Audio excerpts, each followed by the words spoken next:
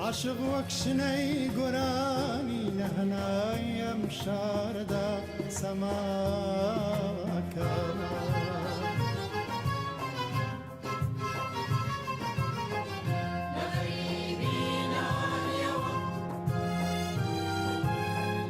ئەم خەمێکی گەڕیدێ و بەنێو عاشقا و بەنێو خۆیان سەفەرەکە ئەی ماڵی گوڵ ئەی ماڵی ڕوح ئەی خۆری گەشت سلێمانی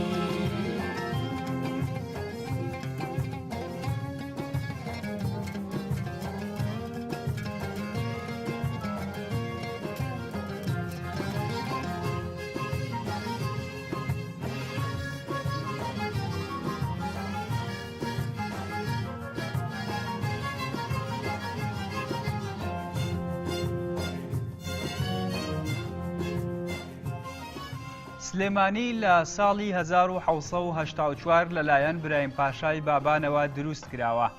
وەک سەرچاوە مێژوویەکان باسی دەکەن، شارەکە بە ناوی باوکی برایم پاشاوە ناونراوە. لە هەمان کاتدا سلێمانی دەبێتە پایتەختی بیرنشینی بابان. ئەو شارە لە مێژووی دروستبوونیەوە دەبێتە مەڵبەندێکی بازرگانی و ڕۆشنبیری بۆ ناوچەکە و لە بواری ڕۆشنبیری و ئەدەبیشدا سلێمانی پێگەیەکی تایبەتی هەیە و یەکەم ڕۆژنامەی کوردیش کە لە کوردستان دەرچوو بێت لە شاری سلێمانی دەرچووە. ئەوە جێگەی داخە لە سلێمانی پەرە بە هەندێ لایەنی ئەدەبی و هونەری وەک پێویست نەدراوە و ناوەندی معریفی باشی بۆ نەکراوەتەوانێ نەتوانراوە کۆمەڵێ سنتەر و دەستگا و هۆڵ و بۆ نمونە ئەو پێویستیە کللتوریانەی کە لە هەر شارێکی تری دنیا کە شاری سەقافین لەم شارە دروست بکرێن لە وەختێکە لە ڕووی مرۆییەوە لە ڕووی زمان پاراویەوە لە ڕووی ئەدەبیەوە لە ڕووی فەرهەنگیەوە لە ڕووی مێژوویەوە سلێمانی خاوەنی کۆمەڵە تایبەتمەندی خۆیەتی کە ڕەنگە هەندێک لە شارەکانی تر ئەم تایبەتمەندیانیان نەبێت. بەڵام بەداخەوە کە پارێزگای سلێمانی لە کاتی ئێستا من بۆ خۆم وەکو وڵاتیەکی شوەکو ڕۆژنامەنووسێکیش لە 25 ساڵ حکومڕانی دەسەڵاتی کوردی لە پارێزگای سلێمانی ڕەزامەند نیم لەوەی کە نەیتوانی خزمەتێکی باشیم شارە بکەوە نەیتوانیوە کۆمەڵێت دەستگا و دامەزراوەی سەردەمیانە دروست بکە کە بتوانێت پەرە بەو توانە مرۆیە گەورەیە بات کە لە سلێمانی هەیە. ینی ئەگە بۆ نمونە لە خەڵکی هەر شارێکی تری کوردستانیش بپرسی یا و کەسانەی کە ئاگاداری مێژووی سلێمانین ئەزانن کە سلێمانی لە بواری ئەدەبی لە بواری ڕۆشنبیری لە بواری شان و لە بواری مۆسیقا لە بواری گۆرانی لە بواری هونەرە جیاوازەکانی سینەمایە بۆ نمونە شێوەکاریە فۆتۆگرافیە زۆر بواری تر سلێمانی دەستێکی باڵای هەبوو خەڵکانێکی زۆر باشی هەبووە بەتایبەت بۆ من زۆر گرنگەوەی کە سلێمانی لە ڕوانگە مرۆیەکەوە خاوەنی ینی زەخیرەیەکی زۆر گەورەیە و لە ڕۆم مێژوویەکەوانێ مێژووی ئەم شارە فەرهەنگی ئەم شارە زۆر دەوڵەمەندە ئەکرا زۆر لەمەی ئێستا زیاتر سوودی لێ بینرێ و پەرەی زیاتری پێ بدرێ و خزمەتی زیاتری پارێزگای سلێمانی بکرێ و بتوانرایە لە ڕێگەی ئەو خزمەتکردنانەوە لە ڕێگەی ئەو دامەزراوانەوە کە لە سلێمانی دروست ئەکران دووبارە خەڵکی سلێمانی هونەر و فەرهەنگی سلێمانی ڕۆڵێکی کاریگەرتری هەبووە لەسەر فەرهەنگ و هونەر لە کوردستان بەگشتی. دەبینی سلێمانی هەمیشە لە دروستبوونیەوە وەکو شارێکی پێشەنگ ئەو تاقەی تیا بووە و ئەو زانەی تیا بووە و هەمیشە لەسەر ئاسی بزوتنەوەی سیاسی و لەسەر ئاسی حرەکە و جەرایانە سیاسیەکان و لەسەر ئاسی بزافی ڕزگاری خوازی گەلی کوردستان هەمیشە سلێمانی توانیوێتی ئەو وزەیە ببەخشێ و ئەمەش بۆ بە خەسڵەتێک بۆ بە تایبەتمەندێکی شاری سلێمانی کە هەمیشە لە بزاف و شۆڕش و ڕاپەڕینەکانە ئەو وزەی کە لەم شارەوە هەبووە توانیوێتی پرشنگواتەوە بۆ شارەکانی کەش وە گوتم لە زۆر دنیاشە هەیە کە شارێک لە شارەکانم خصوصیەتە وەرەگرێ. هەڵبەت ئەمە مانای کەمکردنەوەی ڕۆڵ و کاریگەرێتی شارەکانی تریژ نییە بەڵام بەپێی ئەو وێزگە و مەحەتاتە تاریخیکەوە ئێمە ئەی خوێنینەوە و ئەیبینین سلێمانی هەمیشە پڕ بووە لەو وزە شۆڕژێڕی کەوا توانیوێتی کاریگەرێتی لەسەر شار و ناوچە و دەڤەرەکانی تر هەبێ و توانیوێتی یارمەتی شارەکانی تریژ بە بۆیە هەمیشە کڵپەی ڕاپەڕینەکان و شۆڕشەکان ئەبینین لەم شارەوە بڵێسەی سەنوە وەکوتمەمەش زیاتر من قەناعەتم وایە کاریگەرێتی ئەو نخبەی لەسرە کە لێرانە ڕۆڵی خۆیان هەبووە و کاریگەرێتی ئەو بنیادە کۆمەڵایەتی هەبووەکەوە لە سلێمانیا هەبووە. بۆیە هەمیشە سلێمانی بە ئێستاشەوە ئەبینین ئەو ڕۆڵ و کاریگەرێتی خۆی هەیە و زۆرێک لە ڕابەرەکانی بزافی ڕزگاری خوازی کوردستان قسێ و وتەی تایبەتمەندێتی و هەڵوێستی تایبەتمەندێتی خۆیان هەبووە لەسەر ئەم شارەوە. هەمیشە نەیارەکانی بزوتنەوەی ڕزگاری خوازی گەلی کوردی ژوە دەسەڵاتە دیکتاتۆرەکانی ئەم وڵاتی ئێمە هەمیشە ترسێکە بووە لە ناودڵیانە بەرامبەر بە شاری سلێمانی. تەنانەت دیکتاتۆرێکی وەکو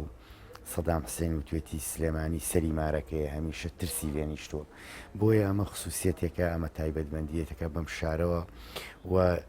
لە بوارە ڕۆشنبیریەکەشە بە هەمان شێوە ئەم شارە هەر بۆ خۆی ئەو خەسەڵەی تیا بووە. بەڕاستی تۆ تەماشاکە لە بیستەکانە لە زەمەنی دەسەڵات و قەڵەمڕەوی شێخ مەحموودە ئەبینین لە زەمانێکا کە شێخ مەحموود ئاوارەش بووە لە شکەوتی جاسەنە ڕۆژنامەیان دەرکردو بەڕاستی و پاشان ئەبینین چەندین ڕۆژنامەی تری وەکو ژیان و ژیان لێرە لەم شارە دەرچووە. واتا لەسەر جەم بوارە سیاسی و فکری و ئەدەبیەکانە ئەبینی سلێمانی ئەم خەسەڵەتی پێوەیەوە ئەمە کەس بە سلێمانی نەبەخشیەوە. بەڕاستی ئەمە شانازیەکە بۆ خودی سلێمانی خۆی و بۆ بنیادەکەی و بۆ تەرکیبە کۆمەڵایەتی و فکری و کولتوری فەرهەنگی کە هەبووە لەم شارە. شوێنی جوگرافی سلێمانی وا هەڵکەوتووە دەکەوێتە نێوان چەند زنجیرە شاخێکەوە وەک ئەزمەڕ و گۆژە و بەرانان. ئەمەش وای کردووە هەمیشە ببێتە مەڵبەندی بەشێکی زۆر لە شۆڕشەکانی گەلی کورد. جگەلەوە زۆربەی شاعیرانی ناوداری کورد وەک نالی و سالم و مەحوی کە بە سێکوچکەی بابانیش ناو دەبرێن هەر لە سلێمانیەوە هۆنراوەکانیان بە هەموو کوردستاندا بڵاو بووەتەوە. میرەکانی بابان بەگشتێ برای پاشە کە دێتە سلێمانی و تا ئەمڕۆ 2015 بتیای دەژین بەدەژی ئەو مێژووە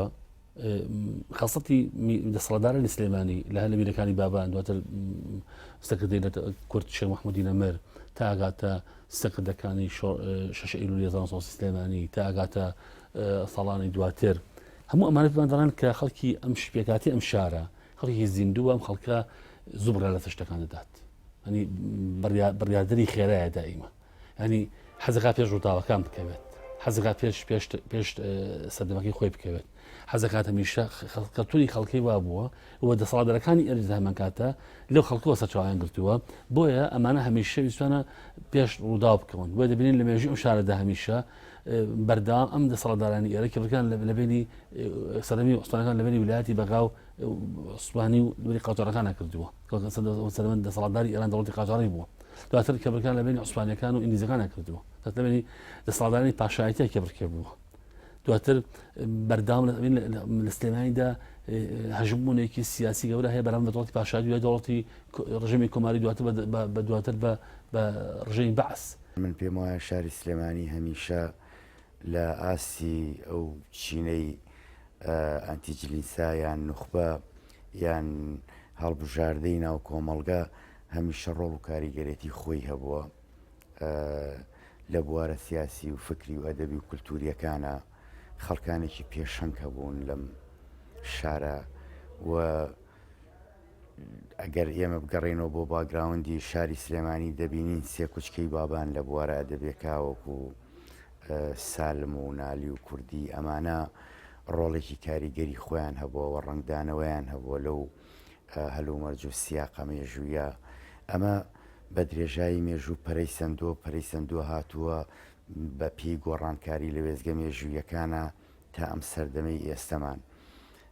چ لەسەر ئاسی سیاسی چ لەسەر ئاسی کۆمەڵایەتی و چ لەسەر ئاسی کللتوری و فەرهەنگی و تەنانەت لەسەر ئاسی ئابووریش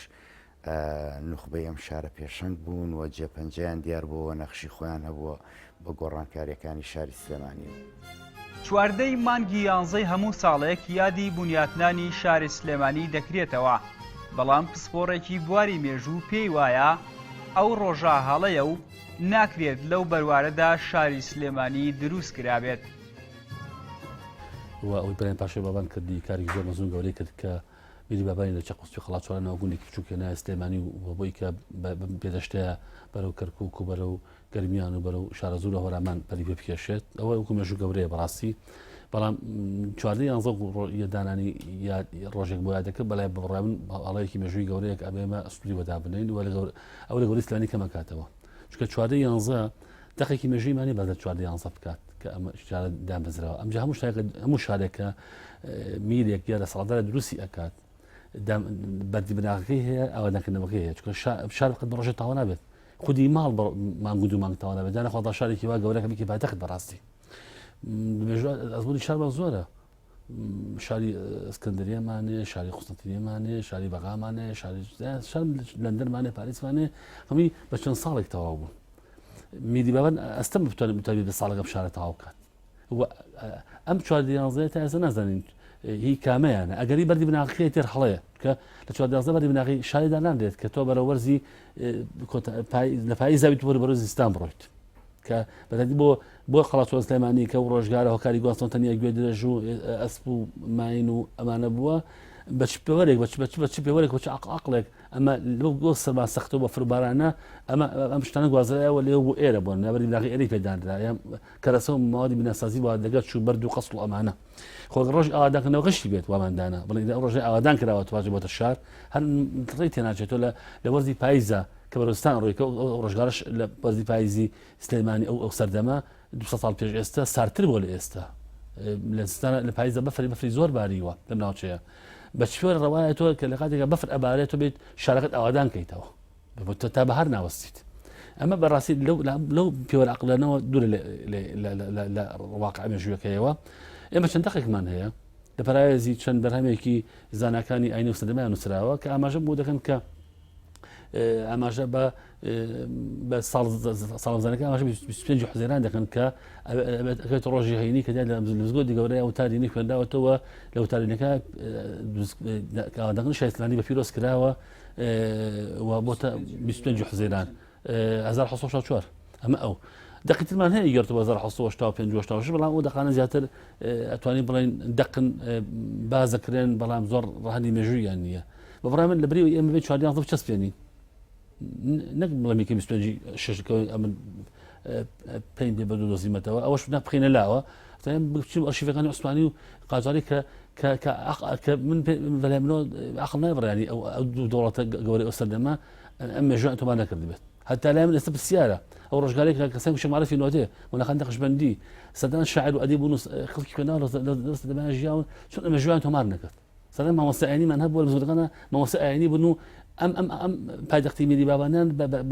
کە بە گەورە بڵاو کراوەتەوە بانگەشی بۆ کراوە ڕۆسی مۆساس کراوە ئەم ڕووداوە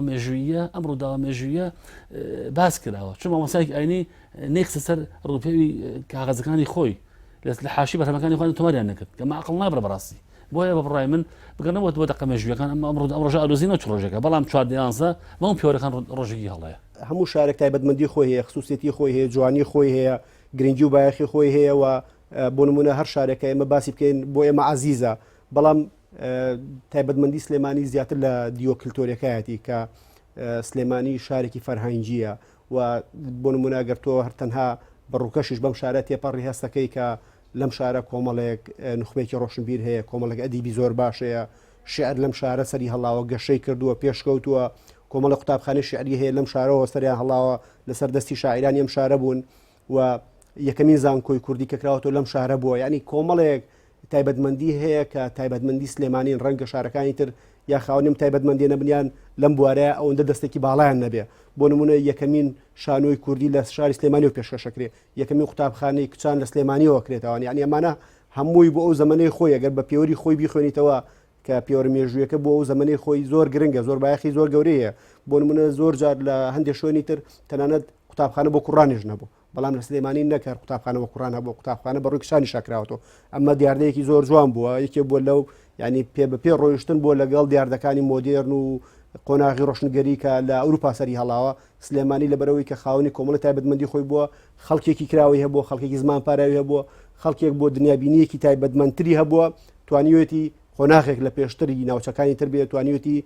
باشتر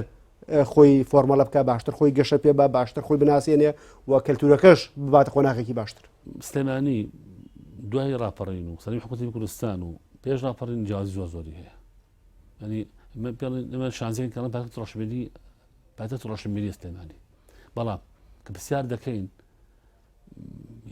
هیچ کۆڕێکی ئەدەبی و شعری و مێژووی و سیاسی نەبینیوە هەوڵەکە کە 100 کورسی تیاابێت بیست کەسی تیا کۆ بێتەوە. کۆنسیەر دەکرێت لە لای مۆدەرنی ساز دەکرێت بۆ هەموو تەبلیغات و بانگەشی بۆی دەکەن ناقەتە حزوریەکە لە ئاز گەوری شارەکەی بە بۆ نمونە سوالە خۆی لەخۆیدا کو ئەو شەلایکی مۆسیقی سینەمایان سلێمانی ئەنجام دەدرێت پرسیارە خۆی لەخۆیدا دیارە ئەمە خەڵ لە سلێمانیدا هەیە خەڵک بۆ ئەو کارکتەرانە هەیە کارکتەر بۆ ئەو لایەنانە هەیە بەتوانین بڵێن کێدەواری لە بواری جیاجاتیایە بەڵام پرسیارەکە ئەمانە کاتێککە دەستیان نەگیرێت چی بکەن بۆ نمونە کەواتە پرسیارە مێژوەکە ئەوەیە بەڵێ ناونراوە شاری ڕۆشنبیری ناونراوە فاتە ڕۆشنبیری ناونراوە شاری فەرەنگ و شاری کەلتور و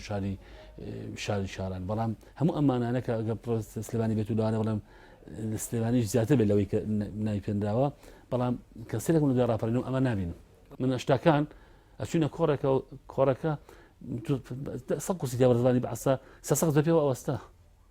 هەفتە نەمەش دەستەوەی شانۆگەری نەکرێت چارەکی مۆسیقا نەکرێت پێشنگا نەکرێتەوە لێرە لەوێ باشە هەمووی جمەی ئاهات ینی هەر چارێک کەسەنێ بکرایە لاج بوارێکە لە سلێمانیدا جمێتکە من ئەشتاقان تەلەبەی خوێندکاری ناوەندی ئامادەی و دایکی وەزانکۆ باشە بەڵام لە دنەوەیەکەوە تا بە ئێستا ئەگات باشە چارەکی و هەیە بەلای دیناری بەختەر بکرێت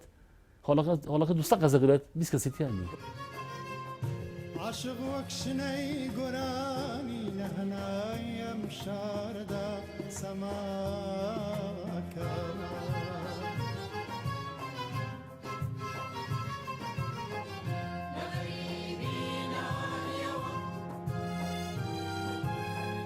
ئەم خەمێکی گەڕیدێ و بەنێو عاشقا و بەنێو خۆیان سەفەرەکە ئەی ماڵی گوڵ